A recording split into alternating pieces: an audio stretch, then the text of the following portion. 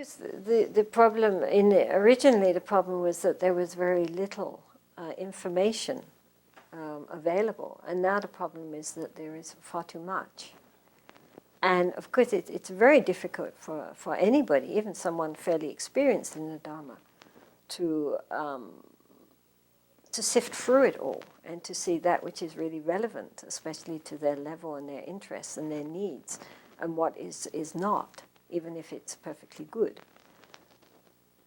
And so people become very frustrated because there are so many different approaches, and how do you know which one is the one meant for you? So then they think, okay, so now we have to find a teacher. But then that's a whole other problem, because how do you find a teacher?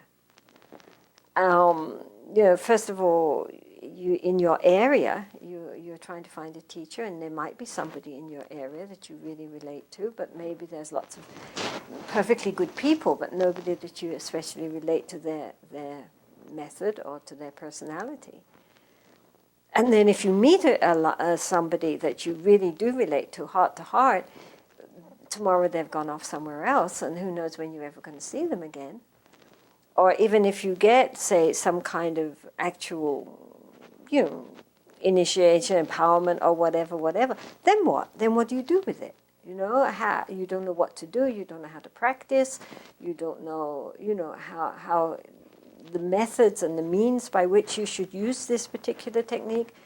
And so there's tremendous amounts of confusion.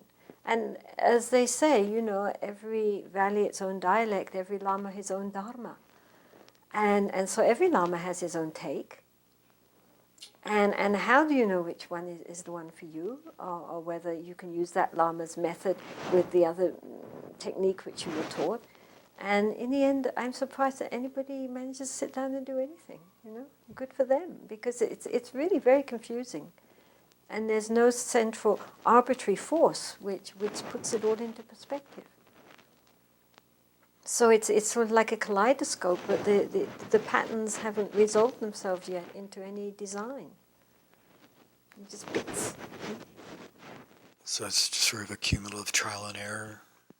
Yeah, I mean, traditionally, you either went to the Lama that was next door, or you wandered around a bit until you found somebody you liked, and then you stayed there because he would stay there. But nowadays, very few teachers are in one place where you can actually find them. You have to wander all over, and then they're there and then they've gone. And people end up feeling, very bereft. They want to give their life to the practice, but they don't know how to. Or something turns up in their practice and they don't know who to turn to.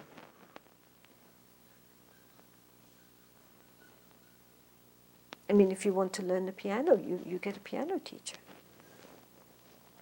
It's not enough just to read the books. That will take you a certain distance, but it's not going to make you into a Horowitz.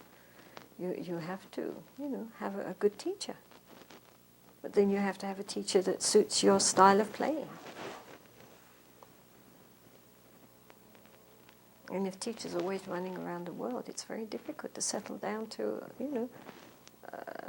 sustained practice without getting disheartened.